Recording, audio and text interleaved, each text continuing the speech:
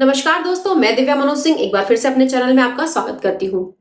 दोस्तों, दिल्ली में बीजेपी सरकार की कमान अब एक महिला के हाथ में होगी क्योंकि बीजेपी विधायक दल ने रेखा गुप्ता को अपना नेता चुना है और आज रेखा गुप्ता ने मुख्यमंत्री पद की शपथ भी ले ली है।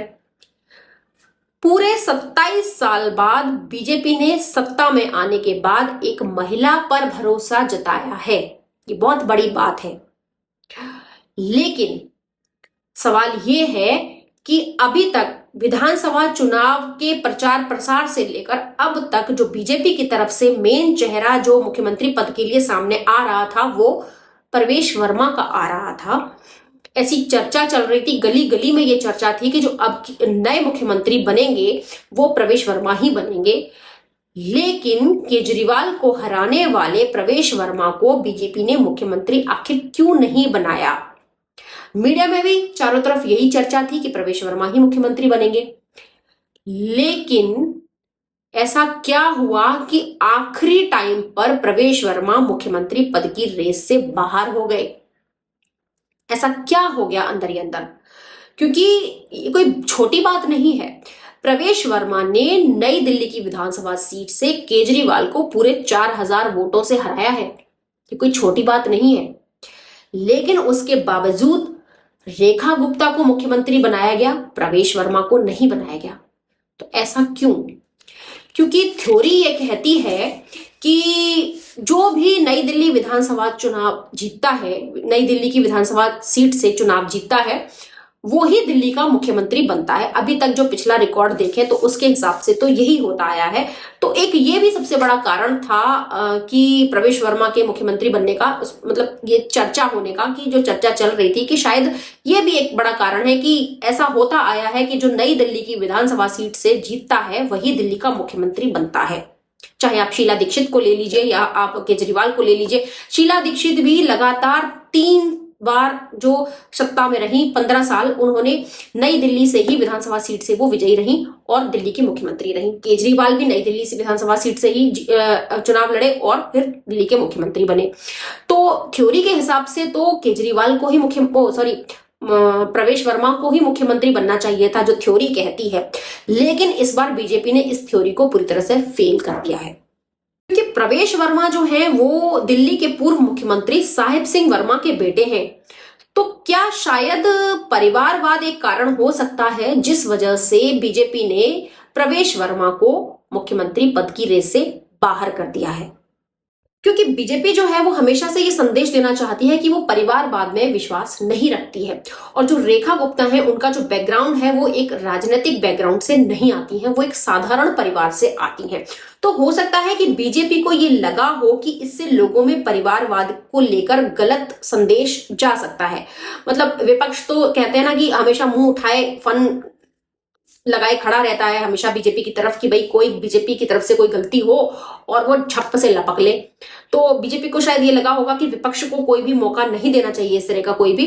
तो ये भी एक कारण हो सकता है कि जो रेखा गुप्ता है उनका कोई भी राजनीतिक बैकग्राउंड नहीं है और जो प्रवेश वर्मा है वो एक राजनीतिक बैकग्राउंड से आते हैं। तो यहाँ पर परिवारवाद जो है वो एक कारण हो सकता है कि जिस वजह से बीजेपी ने प्रवेश वर्मा को न चुनकर रेखा गुप्ता को मुख्यमंत्री पद के लिए चुना। दूसरा जो कारण है वो ये हो सकता है कि जब भी कोई पार्टी जीतती है तो केवल एक व्यक्ति के भरोसे नहीं जीतती है। उसमें केवल एक ही व्यक्ति का पूरा योगदान नहीं होता है, उसमें पूरी टीम, जो पार्टी की जो पूरी टीम होती है उसका योगदान होता है। पार्टी की जो पूरी टीम है वो ग्राउंड लेवल से काम करती है।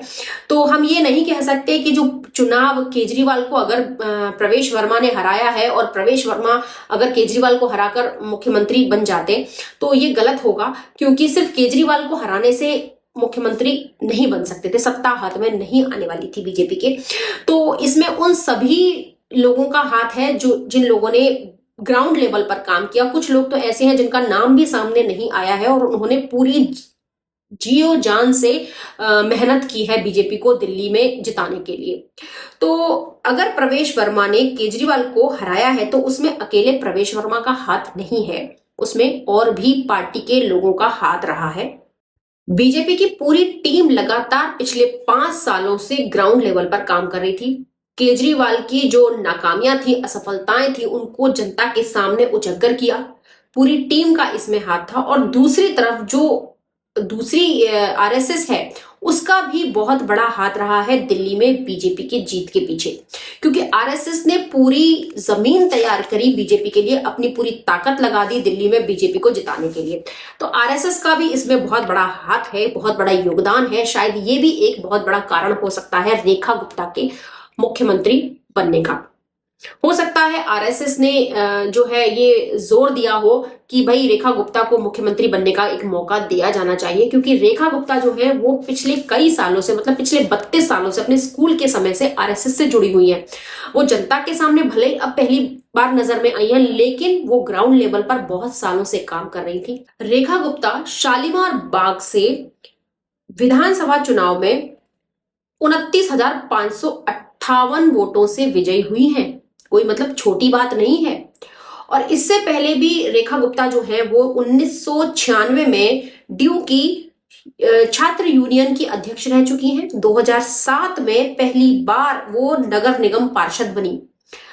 तो मतलब कोई नया चेहरा नहीं है, कोई अनएक्सपीरियंस्ड व्यक्ति नहीं है रेखा गुप्ता। रेखा गुप्ता जो है वो एक एक्सपीरियंस्ड है, उनको मतलब काफी अनुभव है, ये कह सकते हैं कि अनुभवी है। जो उनका अनुभव जो है वो प्रवेश वर्मा से कहीं ज्यादा है। तो रेखा गुप्ता का जो ये अनुभव है, शायद ये भी एक बहुत बड़ा कारण हो सकता है मुख्यमंत्री बनाने का, कि जो ये पद है वो जितना व्यक्ति अनुभवी होगा उतने अच्छे से इस पद की गरिमा को बनाए रखेगा।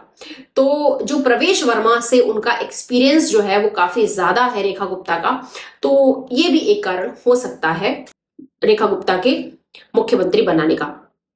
तो हम उम्मीद करते हैं कि रेखा गुप्ता जो है वो एक अच्छी मुख्यमंत्री साबित होंगी, क्योंकि रेखा गुप्ता जो है वो बीजेपी शासित 21 राज्यों में से एकमात्र महिला मुख्यमंत्री हैं।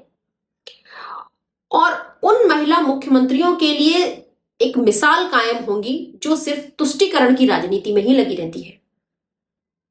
जय हिंद।